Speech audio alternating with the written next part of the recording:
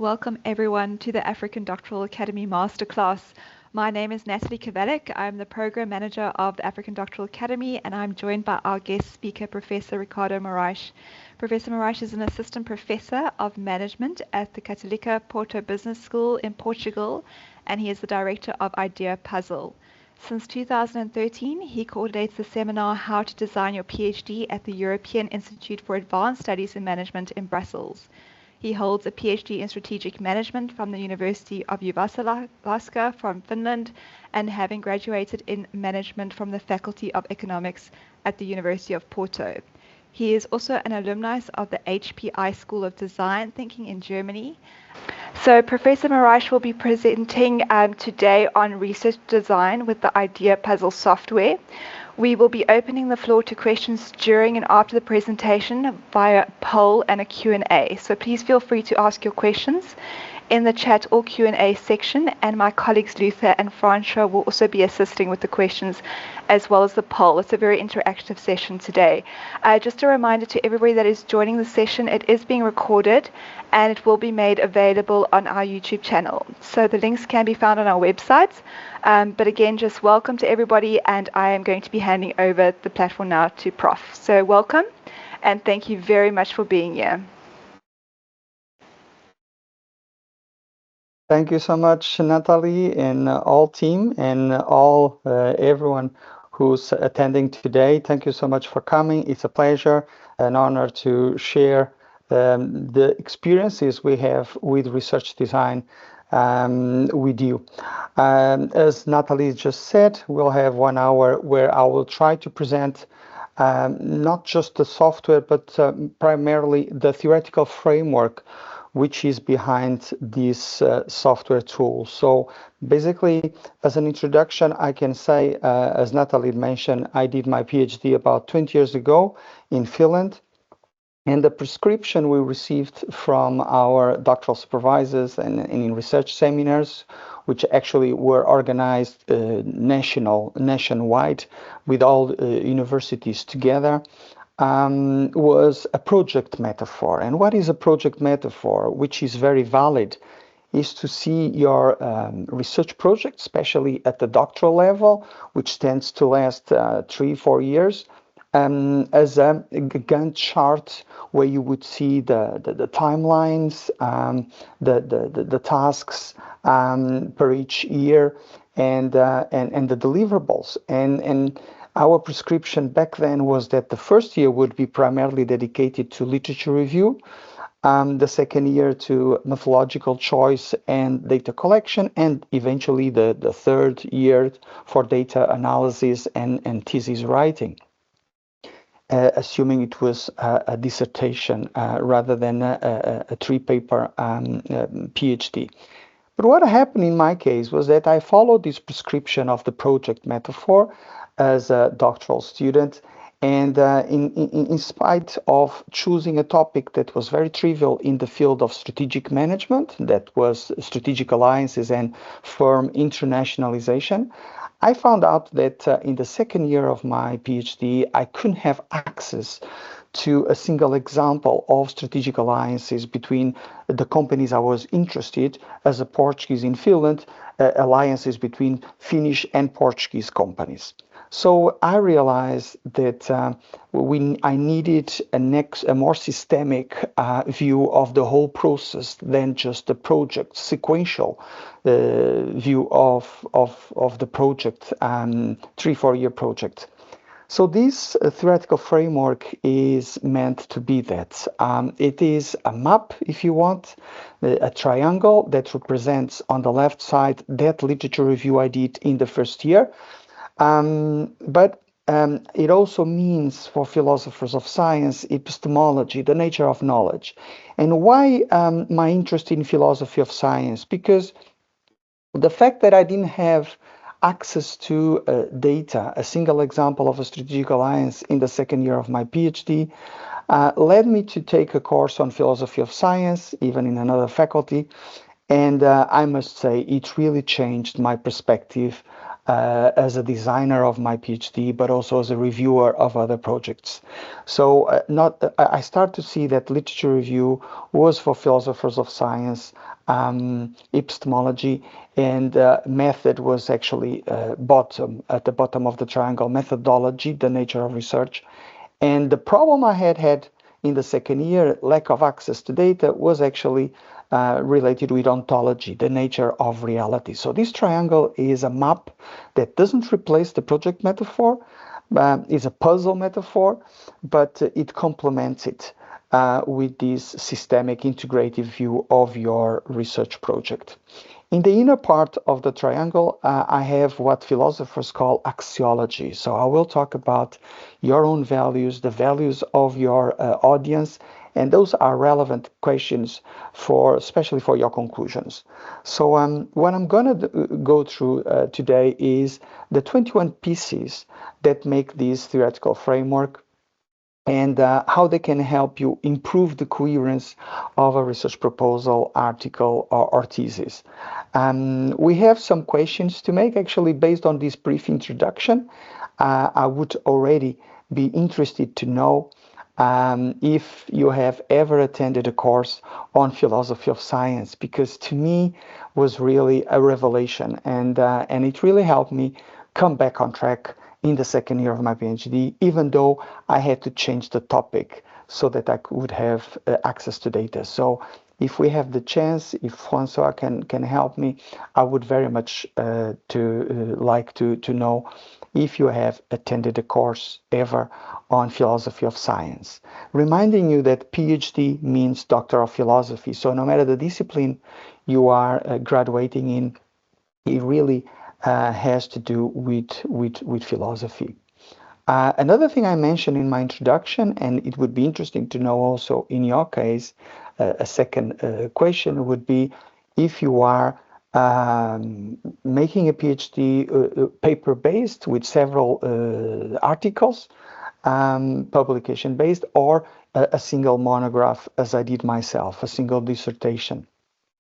The reason I mention this is also because if you are doing paper-based research, it's important to, or I suggest, use this framework, this idea puzzle framework, one per each paper. So it's more challenging if you try to fit the 3 papers of your PhD in one idea puzzle exercise alone.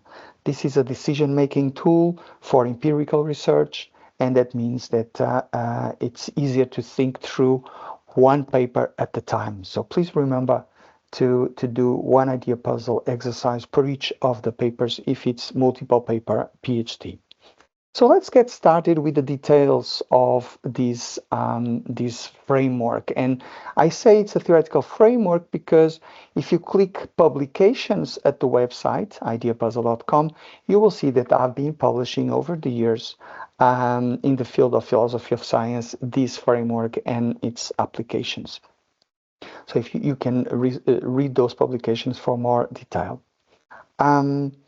What can I say about the software before I start the explanation of the 21 decisions? I would like to tell you that, first of all, as you can see in the title of the document I'm creating right now, you can try the Idea Puzzle software for free by registering with an institutional email. In this case, we have this domain email from Stellenbosch University, but anyone attending this webinar can register at the website, and if your university is not yet allowed in terms of email domain, we'll activate it for you. So it works with email domains like this one, so that you can try it right after this presentation. The most important aspect of the software, in addition to being a word processor that will put together your answers to the 21 questions above the text box, the most important feature, I think, is the help function. So please remember to click help whenever you try to answer one of the 21 questions, because I did myself an ebook that you see when you click help. And that ebook has examples of answers to the same question from different fields of knowledge. And I must say these are very special examples because they all have received won our annual Idea Puzzle Prize. We give every year €1,000 to the most coherent research design created with Idea Puzzle software globally in any country of the world. And an example I like is this one from psychology, for instance, because this PhD candidate, she had won the Portuguese national competition for doctoral grants. She had the first place with an international jury rating her research proposal 99%. But together with the supervisor, they actually self-evaluated in 69%, 30% less after answering the 21 questions. And that's what I'm sharing with you. The end result of this software is your 21 answers, not necessarily a lot of text because these are decisions, but most of all, with traffic lights, a very visual, instant view of the state of progress in terms of weaknesses and strengths of your research proposal, article, or thesis. And in addition to these award-winning examples, you can see the definitions, introductions, over 100 tips, and bibliography that I did to help you answer these questions. Clicking help is crucial when you use the Idea Puzzle software to answer the 21 questions. And finally, I want to tell you that if you download in PDF, you can apply for a prize, and if you can't download in Word, I think it's especially interesting to get feedback from your supervisors, because this is a tool also for you to communicate with your supervisors. So let's go into the details. On the left side of the triangle, I'm trying to focus and improve the coherence of your literature review. So I have 5 questions for you. And the first is the keywords, which you can see as concepts. I'm going to write these ideas as I speak, and I will share with you the PDF of this presentation afterwards. So for philosophers, concepts are very important. And actually, I like to associate them with the title of your research proposal, article, or thesis. And interestingly, I can start now telling you probably the most important message of my thinking in terms of the Idea Puzzle framework. I believe the most important is to triangulate as much as possible, which is a quality criteria for scientists. It's good to triangulate. Triangulation is a good thing. But also, for a matter of design, it's important to remember that usually there is another quality criteria, which is parsimony. And actually, if I would have to choose between the two, and you will see in my presentation, I always go for parsimony, for simplicity, if there is a trade-off between simplicity, parsimony, and triangulation. Okay, so triangulation is good. I'm not saying the opposite, but I suggest you also pay attention to parsimony. And interestingly, the only law of philosophy of science with the name of a person is Occam's razor, which means simplify as much as you can, because in science we tend to choose and praise simpler models, theories, and starting with your research proposals and research designs. So what do I mean by this? That in your title, you could have 2 concepts, okay? 2 concepts that show one direction. For instance, my second, to give you my example, my second year research topic was now personal contacts of managers in strategic management. So personal contacts and multinational coordination. And this means I had to change my topic because I didn't have data. But you can ask, why can't I have just one concept? Well, and the reason is because if you have one concept, you are not yet focusing your research proposal, because implicitly it relates to anything that you don't mention.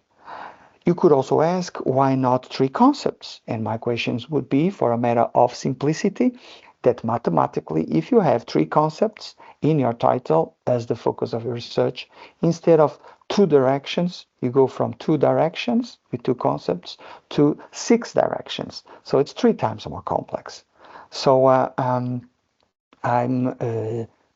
like that philosophy of science shows us that we can be more rigorous in our thinking to design our research in a way that is more feasible. You probably have noticed that I had traffic lights in the example I showed in the beginning, and now I want to tell you how those colors come about. It's by self-evaluating the state of progress of your decision. So I'm not judging the quality of your decision. I leave that to your supervisors. But I want you to, at least as in a puzzle, think whether you have thought about this decision before and if it's closed. I remind you that in a puzzle, the easiest pieces to assemble are the last ones. But in the beginning, taking, for instance, this puzzle of 21 decisions, if you have 21 decisions pending, it's quite a circular problem. So it's good that you start with any part of the puzzle as long as it is coherent at the end. And puzzles don't have a right sequence. So if you self-evaluate your decision, for instance, 100% decided, the color will turn green and show you that this is not a priority in terms of decisions. Probably you have other decisions more pending than this one. And we progress to the second decision. So the second decision is about streams of thought. And this is probably more sociology of science. Okay, you have two concepts. If you would click help, you would see that I also ask you to define those concepts. And also to define it in a way that it's not tautological, that it's not water and humidity, that they are not overlapping. But because I don't have in 1 hour the time to go through all the tips in the help, please remember to click help. Now I would say that the most important is to find the experts on the same relationship you chose for your title. And here I think philosophy of science showed me that these experts usually belong to a scientific community, okay? So scientific communities are very sociological, they are very global usually, but they are also very hidden. If you don't attend the same conferences, you might not be aware of them, not that even that they have concrete names by which they are known. So scientific communities are deeper in your literature review, for your literature review, than individual references. We are very worried to have a nice reference list in our bibliography, but scientific communities are more important. And I'm going to give you my example again. If I was interested in managerial personal contacts in multinational coordinates, and if I was a Portuguese in Finland, I was my own professors and supervisors, they were from the so-called Nordic School of Multinationals. But for my literature review to be interesting, I should be able to point out at least an alternative school of thought on multinationals. And here in an example I can give you is the American School of Multinationals. More importantly, I should be able to tell you what are the theoretical assumptions that make them different. And as an example, I can tell you the Nordics have an organic assumption that the top managers cannot manage a multinational top-down, is too diverse and dispersed around the world. But Americans, they have the so-called design assumption that indeed they can control the multinational. So as long as you have a thesis, one stream of thought, and an antithesis, I'm pretty sure your synthesis would be very interesting. Just as a tip, if you would click help, it would change again. The ebook now would have other tips for this particular one. Actually, here we have many philosophers of science giving different names to these schools of thought. But my main tip today is that you read literature reviews. Actually, I must tell you that I just read this week that with artificial intelligence and with the productivity in terms of publications, it's more and more important and challenging to make literature reviews. Actually, we are publishing 3 million articles per year at the moment. So I suggest you read journals that only publish literature reviews to identify these schools of thought.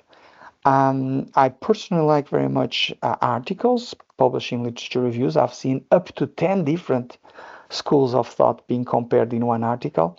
But what really shows this sociology and debate between schools of thought are the exchanges, right? When we see an article in one issue of a journal and then another article criticizing the first one, and that is where you start to realize that deep in our work there are schools, streams of thought rather than just references, just articles.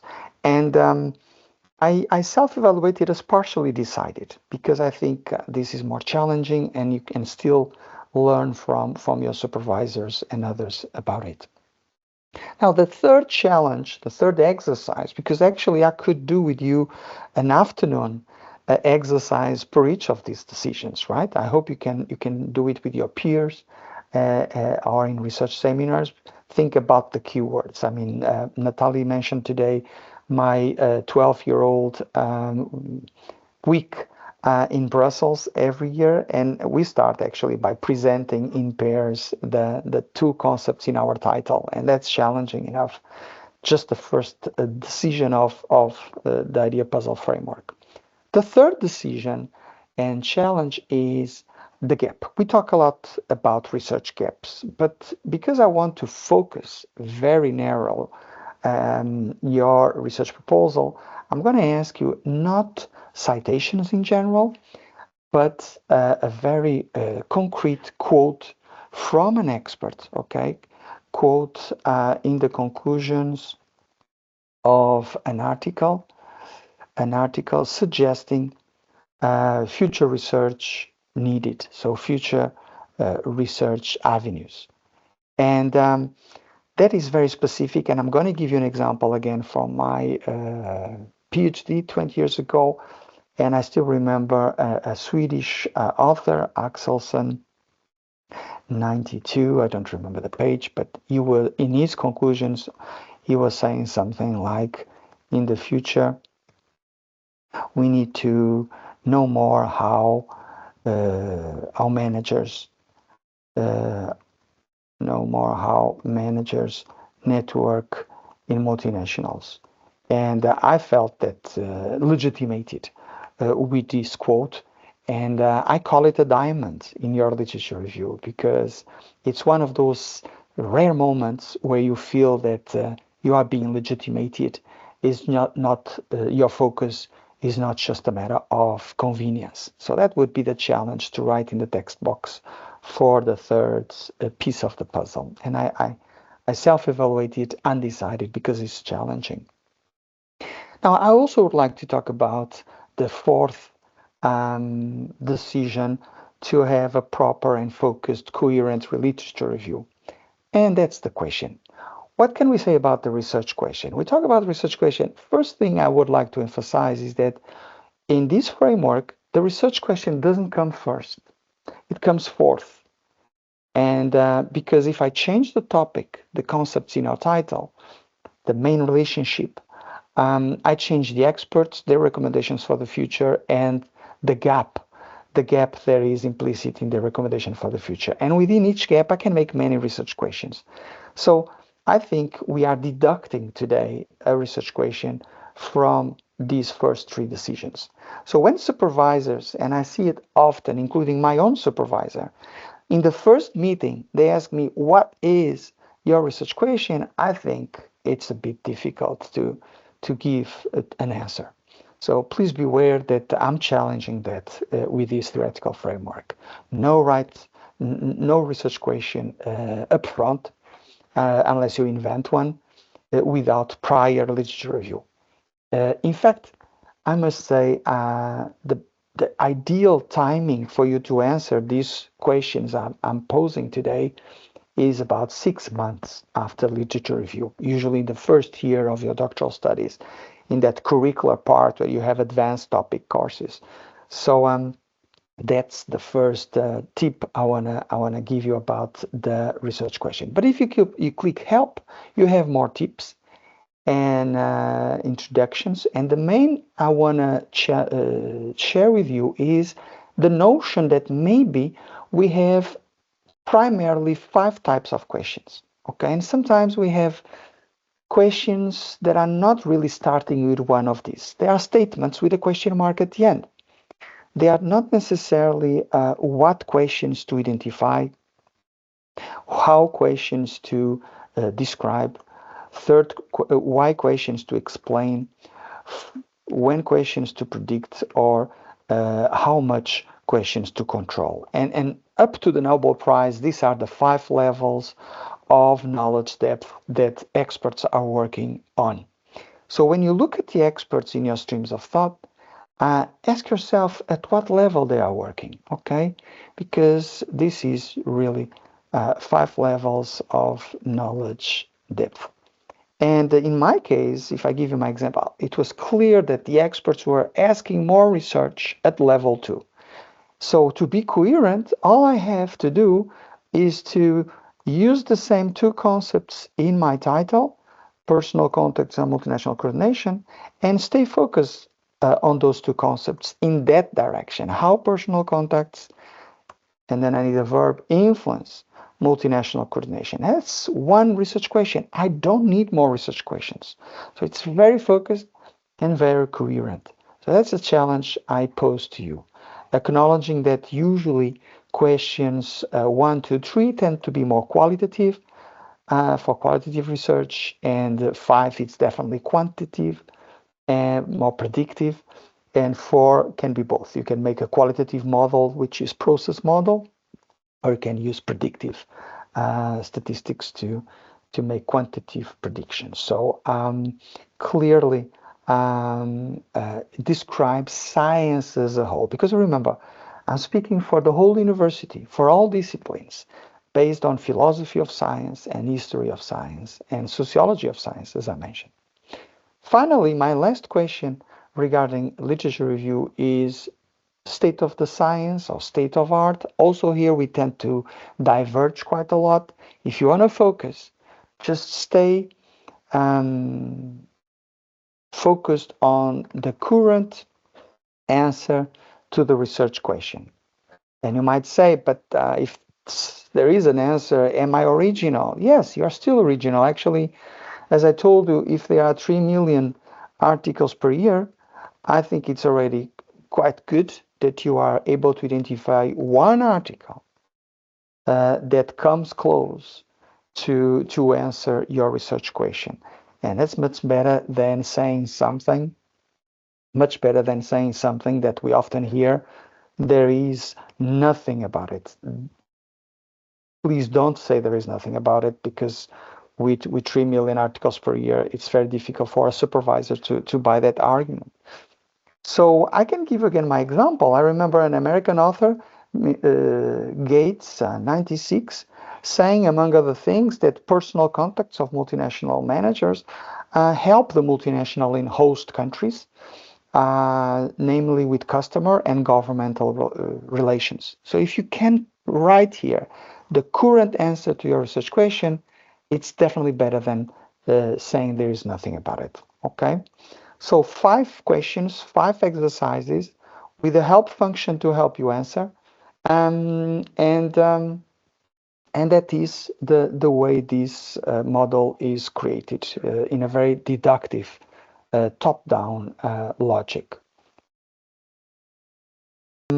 I don't know if it's possible to hear about your poll, about which year of your doctoral studies you are enrolled in. This is useful primarily in the first, second year for your research proposal. Often people regret they didn't know this framework in the beginning of their studies. As I mentioned, also take into account that you need some prior literature review to make these choices, because we are converging, we are focusing after diverging in about six months into literature review. And if not, I can go on now with the same logic, now from left to the right. I will try to bring some order, some coherence to your methodological choices, methodological section. So here I'm following an Australian author, John Creswell. So if you click help, you can see reference number 4, John Creswell. He has a book, this particular book, structured in these 5 decisions. I have actually structured my methodological chapter in my PhD, 20 pages long, with these 5 chapters, and they are the basis of the triangle. I should also tell you that in the beginning, when I was teaching method, I only used these 5 questions, but I realized that teaching method without having a topic, without having a sample of data, it's pretty much like discussing, rules without practice, or reading instruction book without having a cell phone. I felt the need to build up this triangle in my methods classes to have more context to what we were discussing. More often than not, the calendar of any university around the world tends to disintegrate these decisions. So instead of integrative thinking, we have disintegrative thinking, because you have methods classes in 1 month, and then you have a topic many months later, and then you have a sample of data many months later, if not years. So I felt that disintegration in my project, as I told you, but with this tool, you can think about the 3 elements: theory, method, and data, from day one together, and that's integrative thinking. And because these are questions, Socratic method, they are very easy to use with your supervisors. That's very much what supervisors do. They make questions to improve your work. So let's talk about the philosophical stance, which to me is a second opportunity for you to focus your research. You already focused today your research proposal, article, or thesis in terms of keywords, concepts in your title, 2 concepts. And this is a different way of looking at keywords, not a last-minute decision that you have to choose to publish a paper and write those keywords below the abstract. No, it's a first minute decision in the beginning of a project. Now, the second way to focus is to think that we have many isms that confuse doctoral candidates. We talk about positivism, post-positivism. I can give you articles, editorials from journals, where they are suggesting 16 new isms in one single paper. Okay, I have nothing against that forest of isms. At the end of the day, that's what philosophers do. They create new isms every day.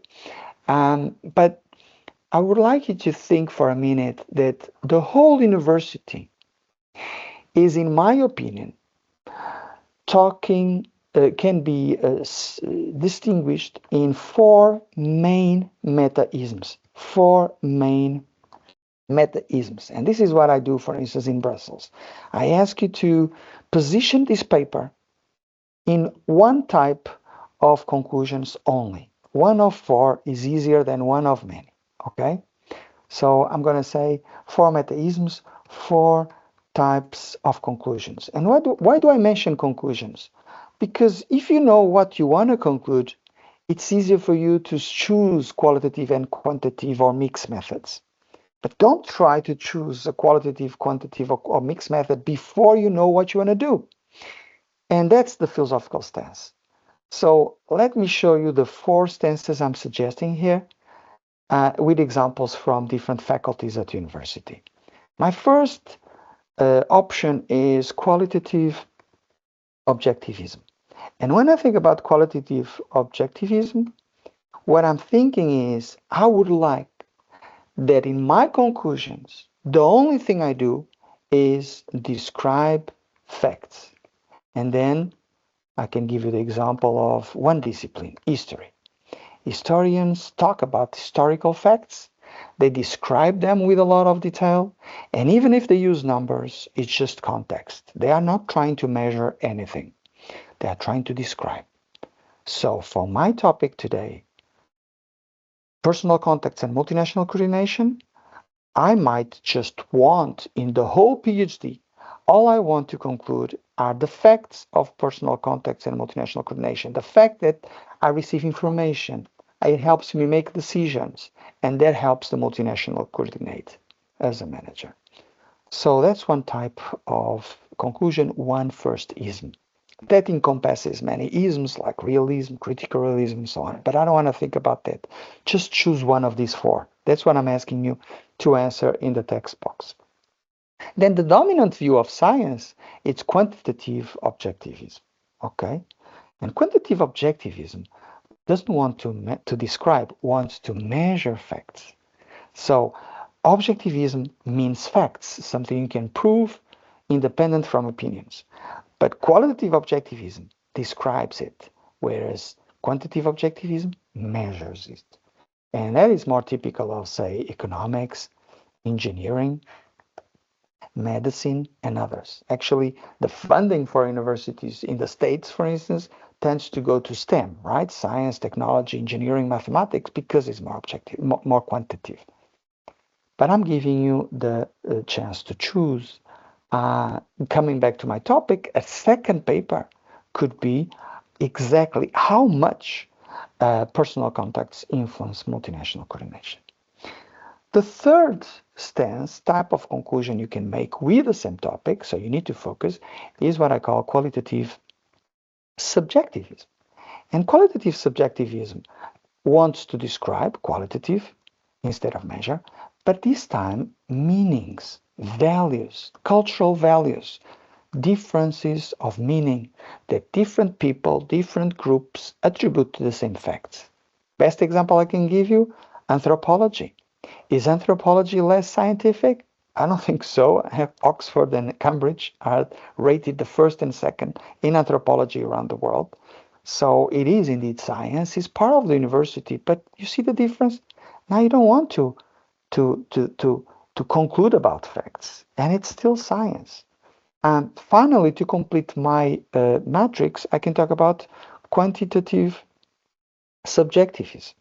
And again, I'm going to give you an example. So subjectivism means I'm not interested in facts. I'm interested in meanings, but I want to measure them. And here I see, for instance, psychology, quantitative psychology, using this approach to science. So the challenge is don't try to triangulate these stances. Choose one for the sake of parsimony and tell me what conclusions you want to take from your research on the same topic. It means you focused your research in two concepts, which can have more than one word each, but now you also focus in one of four, one only out of four types of conclusions. So it's the second time I am focusing. In my case, in my PhD, I focus on number one. I actually chose this type of conclusions. I didn't want to, I had data on meanings, managers talking about meanings, but I wanted just to conclude about facts, but describing them, not measuring. So this was my PhD. If you ask me, most methodological textbooks, it seems they talk about the dichotomy, not the matrix of four. They talk about objectivism as quantitative facts. They ignore qualitative facts, like historian. And they talk about subjectivism as qualitative research as subjectivist. They ignore qualitative objectivism as well. So, and they also ignore, of course, that there is quantitative subjectivism. So methodological textbooks tend to be focused on 2 and 3. And here I'm trying to expand the view of university, because I think philosophy of science should show us science and universities as they are, as they have been conceived millennia ago. It's not difficult. I suggest you click help and see the references. I mentioned Creswell today. I think SAGE, Handbook of Qualitative Research, is also always has a good chapter on this topic. That was the most philosophical decision, but it is always crucial to decide the ism, the type of conclusion you want to make before you choose a method. What are methods? Actually, method is a very ambiguous word. I prefer the technical name for it, research strategy. And a research strategy is a study. And you know why it's a study? Because it is theoretical. It is a theoretical answer to the question. And if you don't answer the research question, it's not a study, it's not a research strategy. Okay, it's most likely a data collection technique that only gives you data, not a theoretical answer to the research question. So let's make that distinction that John Creswell does so well. If I take the first stance, you tell me I want to describe facts, I will give you a toolbox with a historical method for sure, for historians, more contemporary case study, and look at the name, is study, not study case, is a study. I can talk about action research if you want to solve a practical problem at the same time. Eventually clinical research and many others, as long as you are interested in describing facts with a lot of detail. And that also means when you describe, you have a lot of variables, a lot of concepts, but few cases, right? Whereas if you want to measure, I would give you another toolbox. You want to measure facts? I can give you a toolbox with lab experiment, full control over the variables, quasi experiment when you have, say, large databases. There are secondary data that you don't have control, but still you can run the same quantitative methods. Large-scale surveys, right? And to some extent, I think nowadays we are using more computer simulations. So in a click help, you have these options to choose from. But most of all, ask what type of conclusion you want to make in this particular paper or research project. Then if I was the anthropologist trying to describe meanings, it's another toolbox, right? I will have ethnography, which is different, more immersive than case study, more participant, because I want to learn scientifically from the values and meanings of people. I could have text analysis, hermeneutics, and now you see that it's qualitative research, but for meanings, not facts, different from number one. Hermeneutics, content analysis, when you want to have a very critical view of different, say for instance, media over the years, or individual narratives, which are very interesting as well. Individual narratives, for instance, me comparing the metaphors of different managers. And finally, if I say number four, quantitative psychology, I could talk about the same at number two, and probably add more some specific like psychometric exams. So different types of conclusions, different toolboxes to do research, and that distinguishes the philosophical stance from the research strategy, the study. Now, we can also make confusion between the type of study and the type of data collection and the techniques. Why? Because the output of these data collection techniques is data, not the theory, the theoretical answer we mentioned before to the research question. So if you talk about documents, if you talk about questionnaires, if you talk about interviews, if you talk about focus groups, um, if you talk about observation, all these are relevant, but they are not studies. So if someone asks you what your research strategy, please avoid talking about data collection techniques alone, because I can use interviews and focus groups for a case study or for action research or for historical method.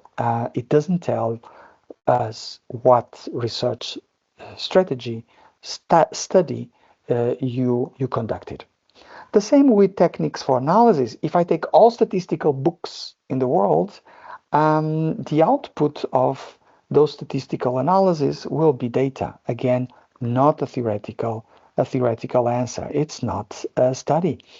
But it's important to be very transparent and answer this question by telling us if it's qualitative analysis, please tell us the coding without specifying the type of coding, inductive, deductive, hierarchical, non-hierarchical.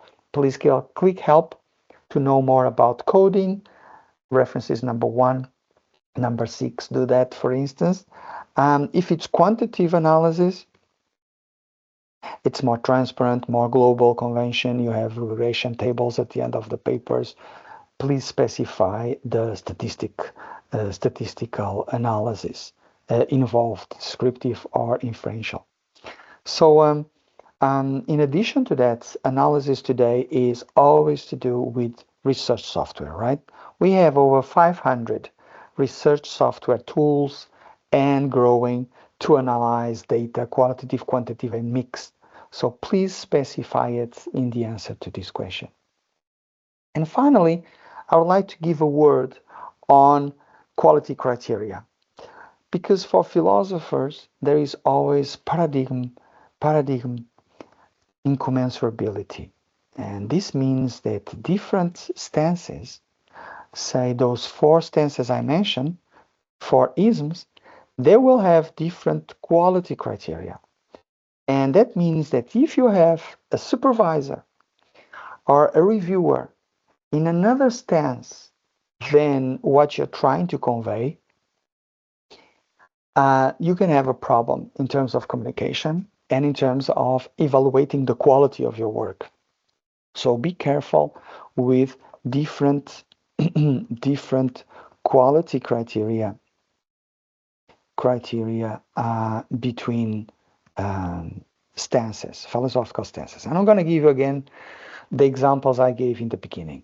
If I'm in stance number 1, and I warn you that most methodological textbooks do not acknowledge this, I would say that when, for instance, I talk about external validity, is it generalizable? So generalization.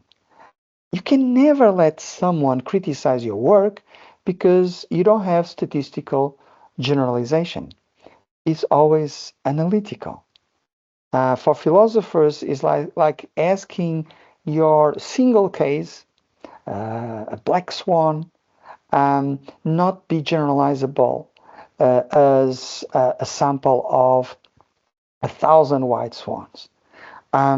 The most interesting types of science breakthroughs tend to be here with these anomalies instead of patterns, a new planet, a new technical material for technology, a new species. External validity for historians has never to do with statistics. It's the same as to ask an historian to generalize the future, the past to the future. We usually joke that the history can rhyme but not repeat.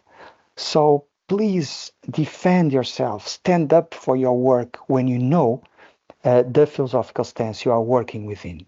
So external validity is different in these two, because in the second one, external validity will be probabilistic, or not probabilistic, but statistical generalization. And that's definitely different. The same with internal validity. You cannot judge the quality of number 1 because we didn't measure anything. The point was not to measure, remember, it was to describe the facts. Whereas in the second one, internal validity is only possible if you indeed measure what you want to measure. So the more you are familiar with quality criteria, the more you can defend your work.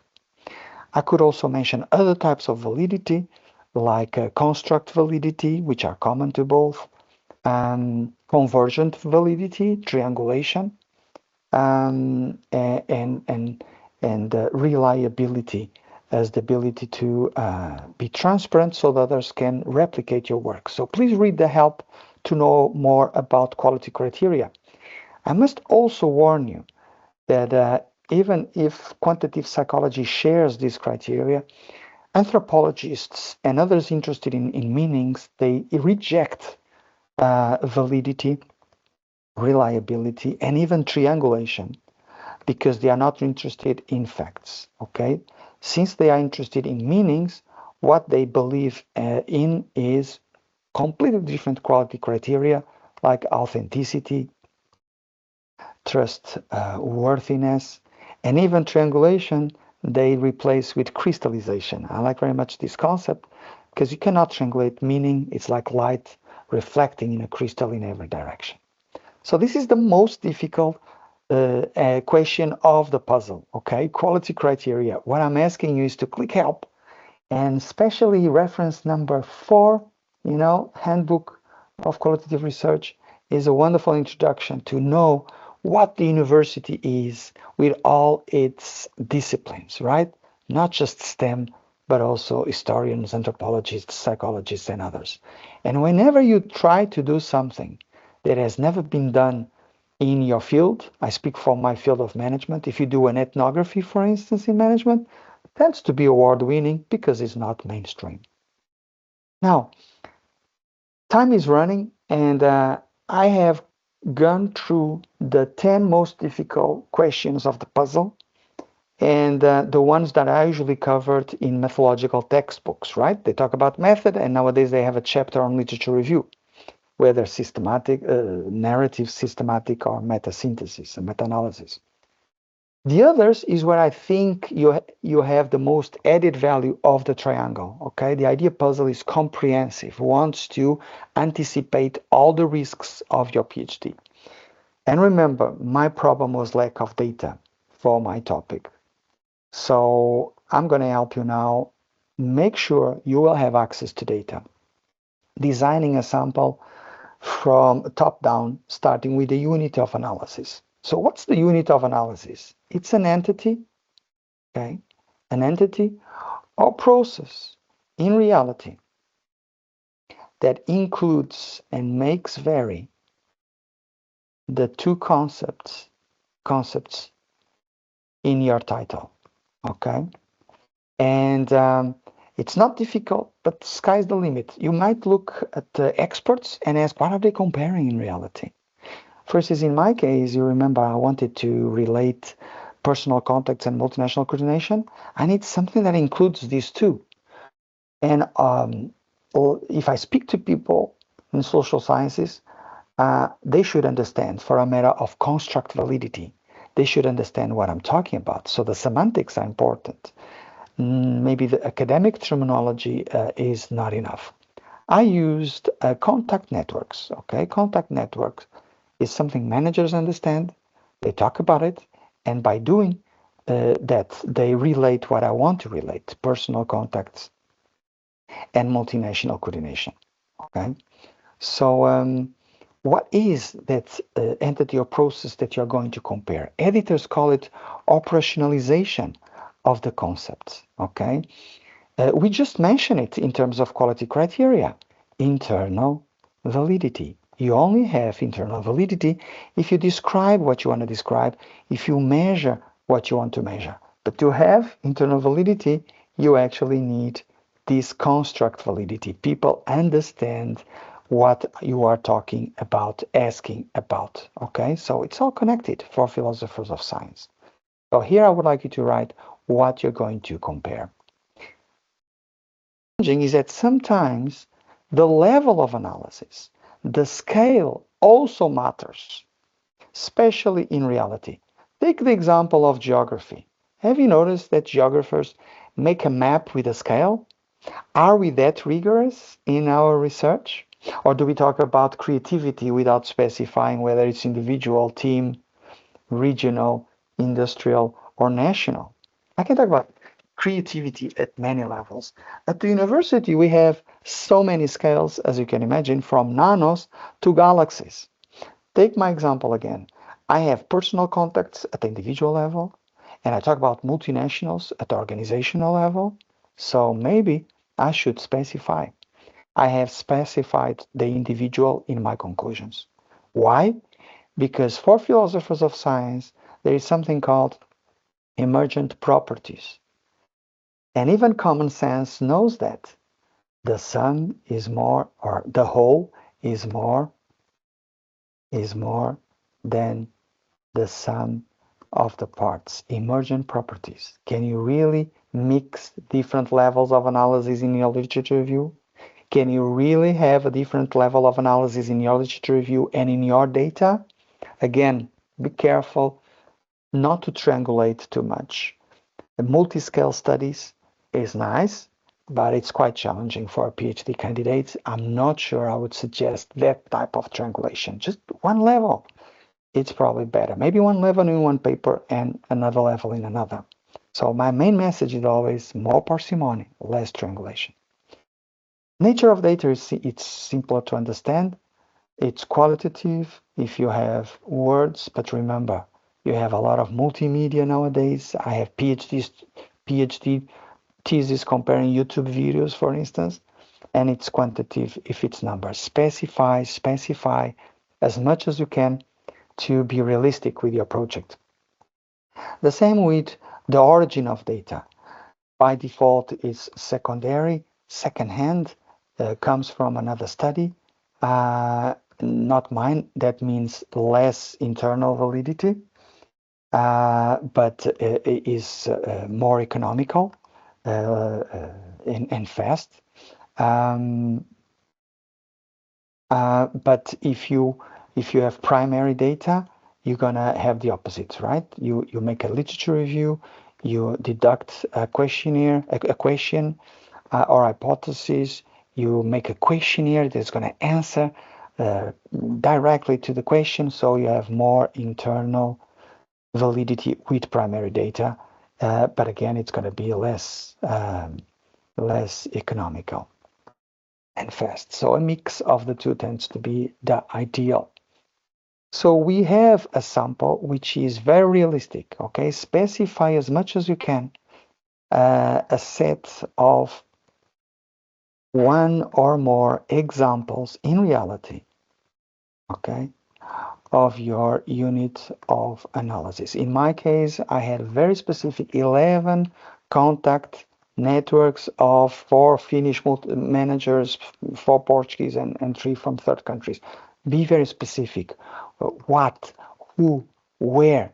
Because the risk of not having access to data was enormous in the pandemic, but it's always there. You decide in your methodological chapter the sampling technique is going to be this one, and then you don't have access to data. And that's what we're trying to prevent here. My time is up.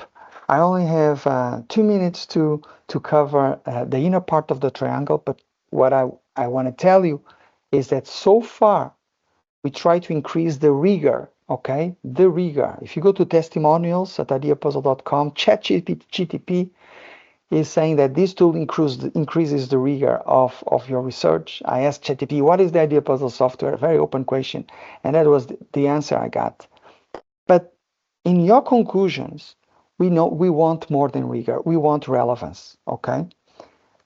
Even universities today, we have pressure to have impact in society. So let me use Aristotle's notion of pathos. Pathos means positive and negative emotions, okay? Emotions.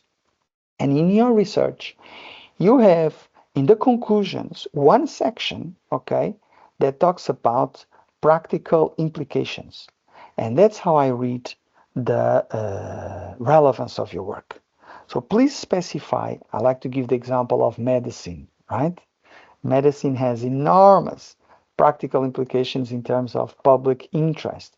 I like to give the example of engineering, because they create new technologies, applications, products, companies, and jobs. I like that example of commercial interest. Choose topics that maximize these positive emotions. So that's the answer I want here. Of course, you also have negative emotions. You also have issues of ethics, as you know, but you have the committees asking you that reflection. You have eventually conflicts of interest with other entities, but primarily these practical implications for your conclusions. Then Aristotle talks about logic. And in terms of logic, I hope it's clear that the idea puzzle framework covers every type of research project at the university. If it's inductive logic, I will write down when I send you the PDF. At keywords, you have a recent topic, not theory enough to deduct hypotheses. So it's going to be a qualitative research with open question and a small sample. That's one logic.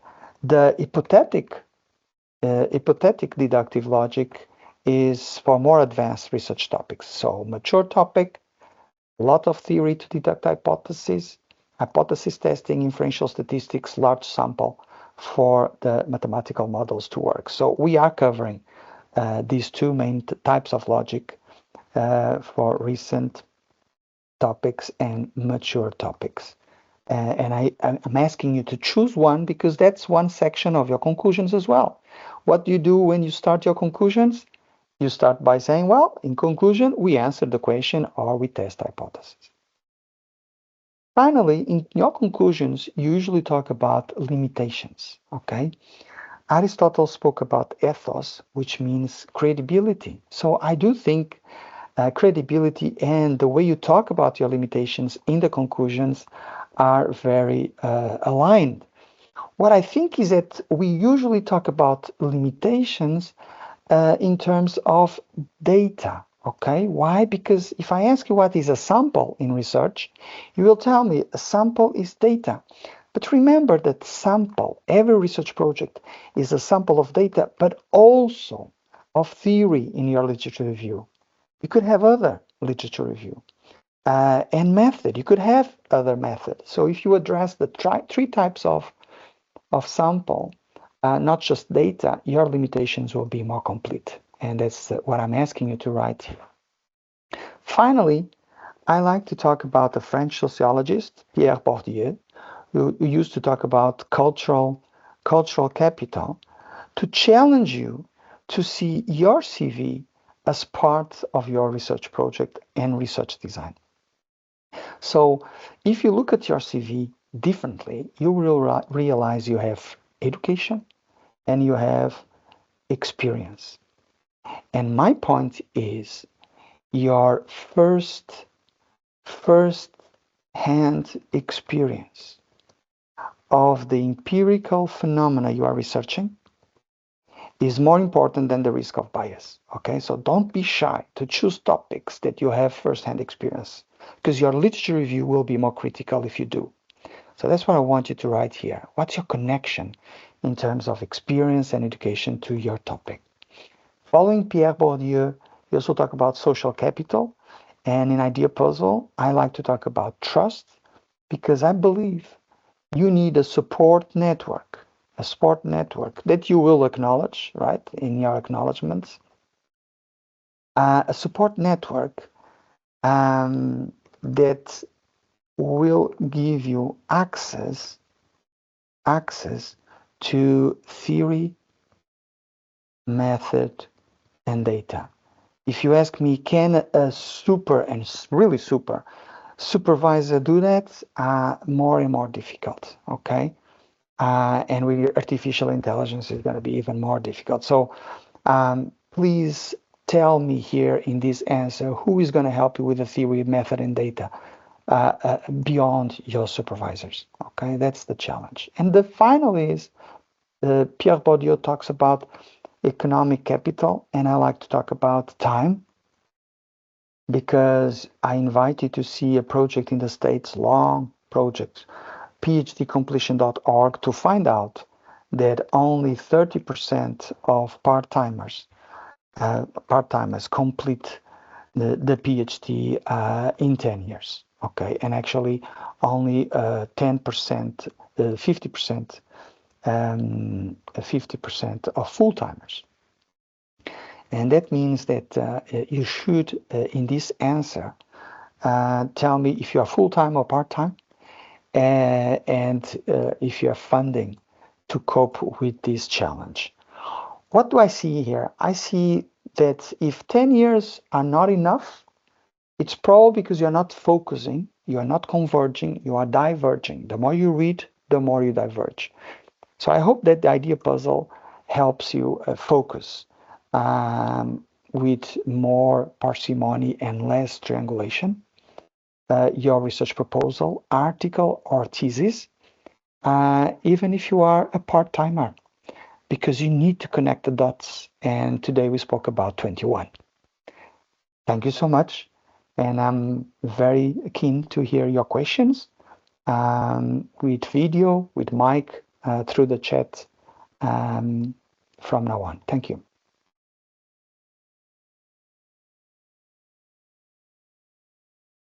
Thank you very much, Prof. We really appreciated an excellent presentation, and I think it's given a lot of people a lot of thought into what are the questions that you actually have to answer to look into actually creating a research project.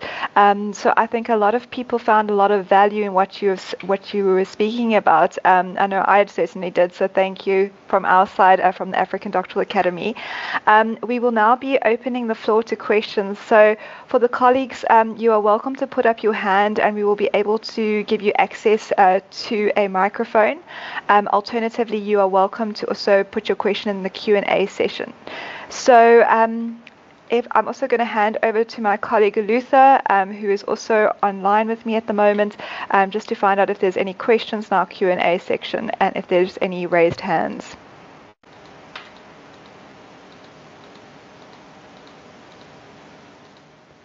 Okay, thank you very much, Natalie. So far, I've only been able to identify one question, so maybe I should read that one out. Someone posed the question, is qualitative subjectivism same as post-qualitative? Well, I thank you so much for this question. Actually, one of the debates we have in science today is what we call post-science, okay? And actually, post-science is an attempt to cope with what we consider a more volatile, uncertain, complex, and ambiguous world. So it is, I would say, actually a good example of that is postmodernism, but I think it's even beyond postmodernism to question the distinction I just made today between facts and meaning. So one of the implications of postmodernism and post-science is to, and this is also associated with future studies, which means trying to, as much as possible, anticipate the future. So very much, very relevant. I mentioned just a while ago, very relevant for policymakers at regional, national, regional, and global levels.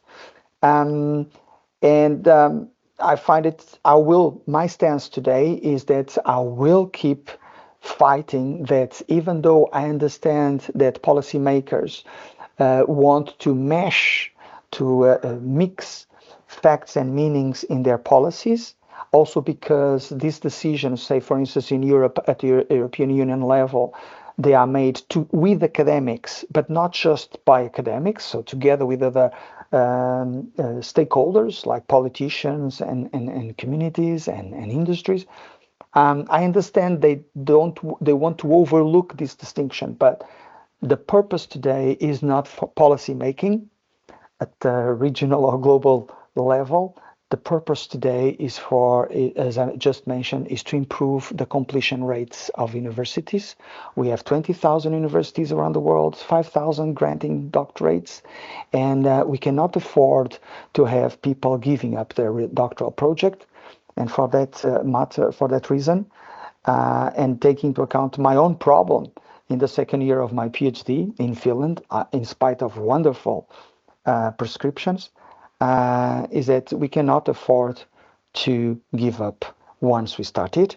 So if we want to improve the PhD completion and reduce attrition rates like they are trying in the States with this website, I suggest you focus, you triangulate less, as they are doing with post-science, and you indeed specify focus in terms of two concepts, one relationship in one direction with proper definitions, working definitions, and then you focus again in terms of facts or meanings, again in terms of describing or measuring those facts or meanings.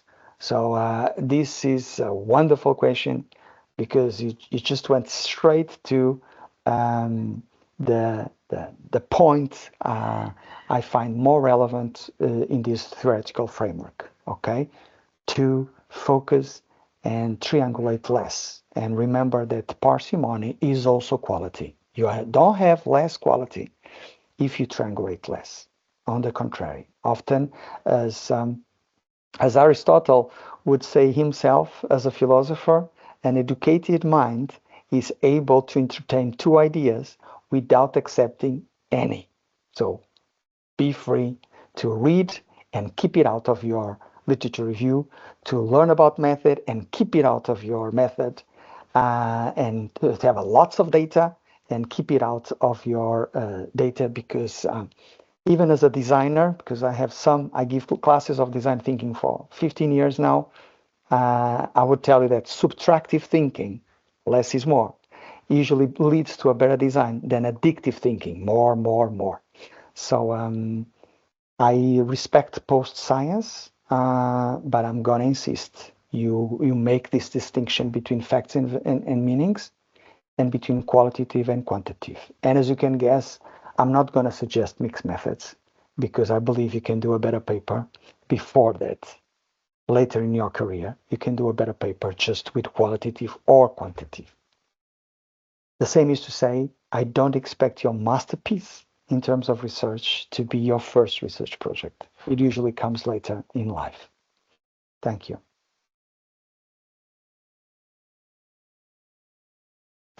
Thanks, Prof.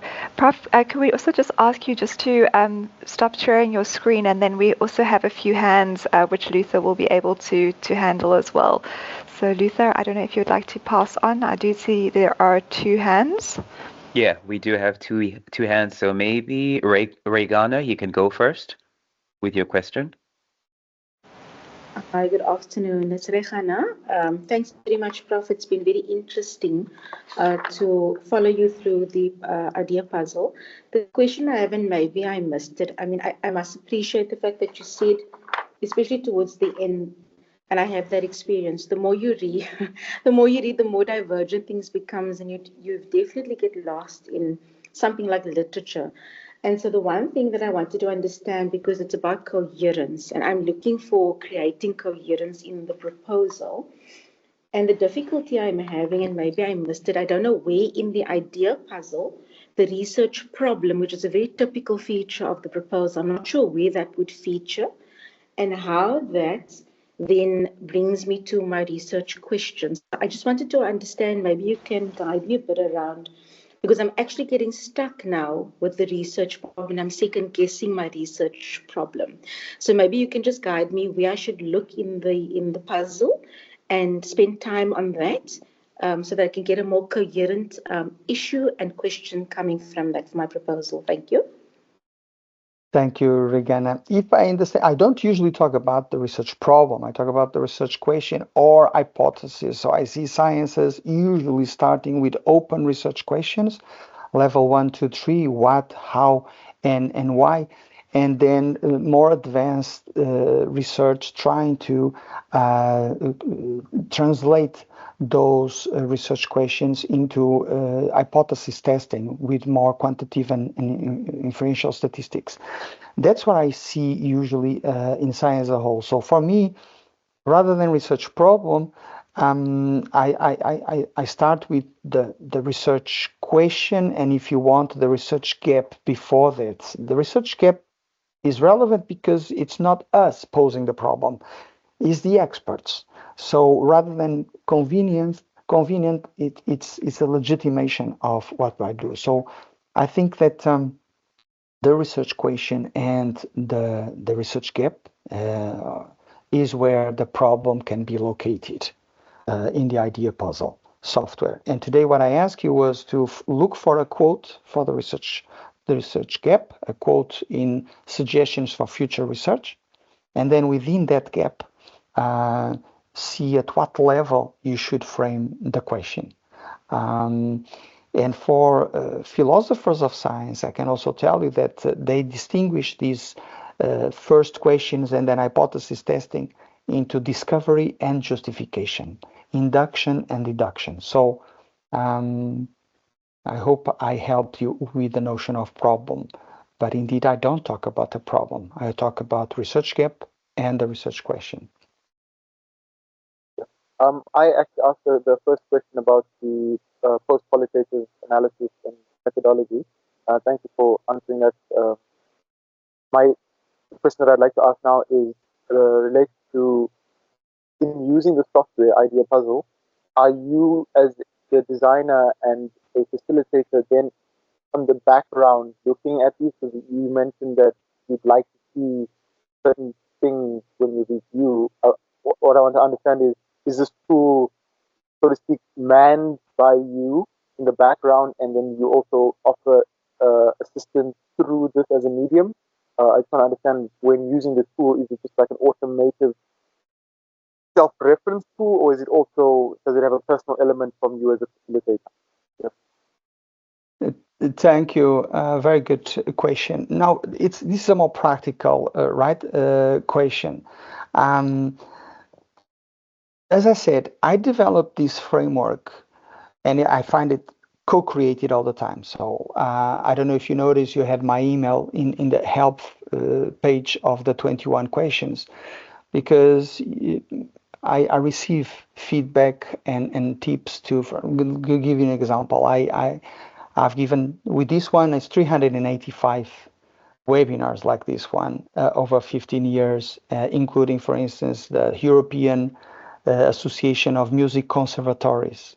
But imagine you talking to 300 music conservatories, and they start talking about artistic research as a very specific methodology for music, PhDs. So to answer your question, the website is created to be do-it-yourself style. So universities have this tool. You have free access through the email domain. You answer the question, and it's a self-reflection that you can share with your supervisor. Okay, I'm not involved in that, and you can read the help function that I write and give me feedback. In practical terms, I also give one-day workshops around the world. Okay, so it's more tutorial, just for 15 participants. So to answer your question, the next level, if you would want more feedback, would be to have this workshop, 8-hour workshop, where 15 of us present this first iteration. So you would present your research design, the first answer to the 21 questions, and at the end of the course, you would change those answers. And I actually end the course by giving my personal feedback in terms of coherence to those 21 answers you gave. So it becomes more tutorial with the workshop. So, but the website, as you say, is more do-it-yourself. Yeah. But in the assumption that you can also share it with your supervisors for feedback. Okay, thank you very much for that, Prof. We have another question in the chat, and it reads as follows. Is research strategy same as research design?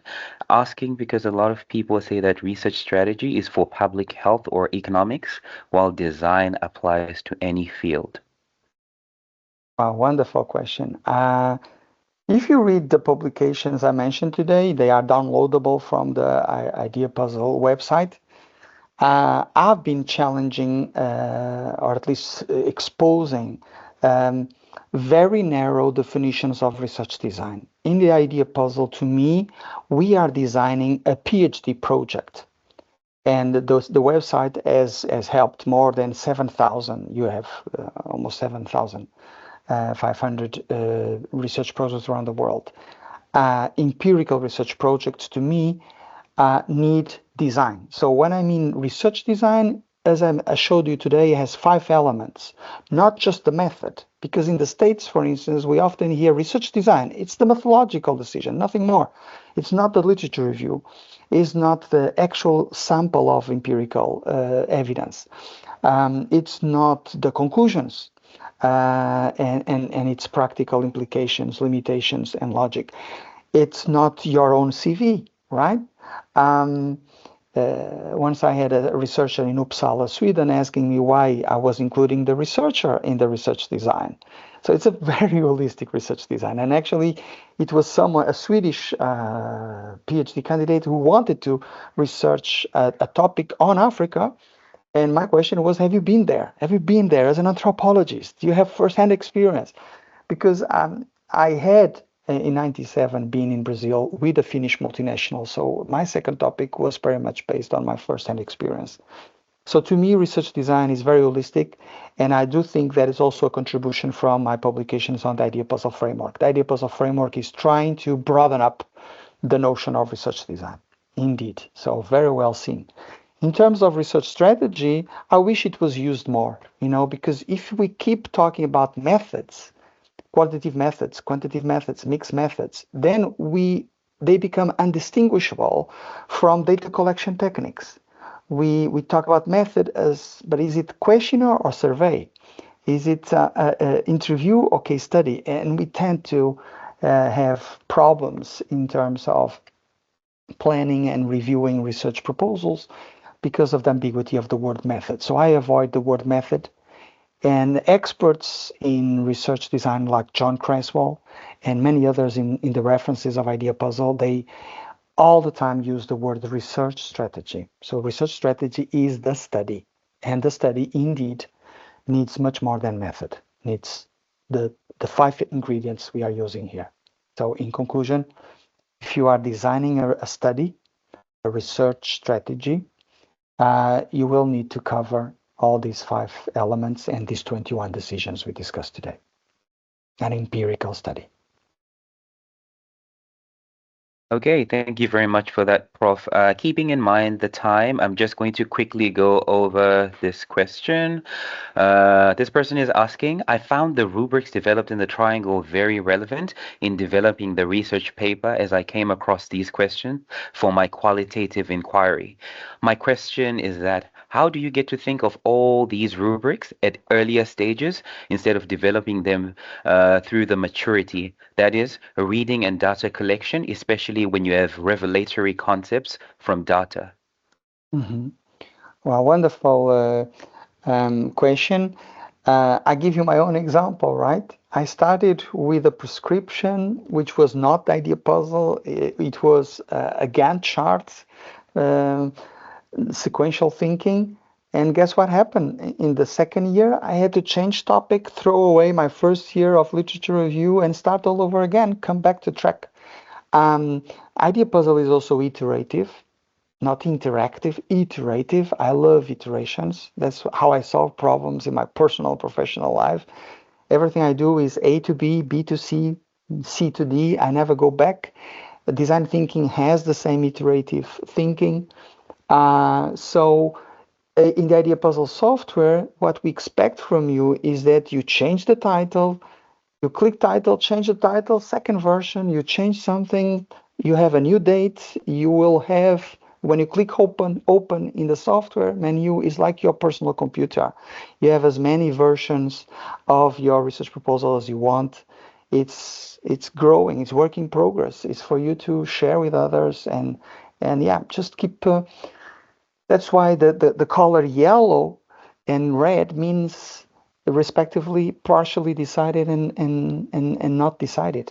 Only the green decisions are eventually definitive. Yeah. So, but on the other hand, I wouldn't keep the 21 open. Yeah. It's too much pending on your head. It's not good for our mental health. What's important is to start with what's decided with your supervisor. And I love the puzzle metaphor because the right sequence doesn't exist. Some of you have data, put it green. I have data. What I need is theoretical framing. I need to join a conversation, a theoretical framework. Some of you have theory and data. You need a method that connects the two of them. So in Brussels, what's cool, and in your research seminars, if you use this tool, every case has a different color set. Some of us are strong in theory, lack data, or vice versa, and so on. So just keep those iterations. Keep iterating. As we know, the only Nobel Prize, twice Nobel Prize individual winner, Linus Paulos, he was asked, what's your secret to have 2 Nobel Prizes alone? He said, many ideas. The more ideas, the better ideas. So keep iterating, and your research proposal, article, or thesis will improve with that.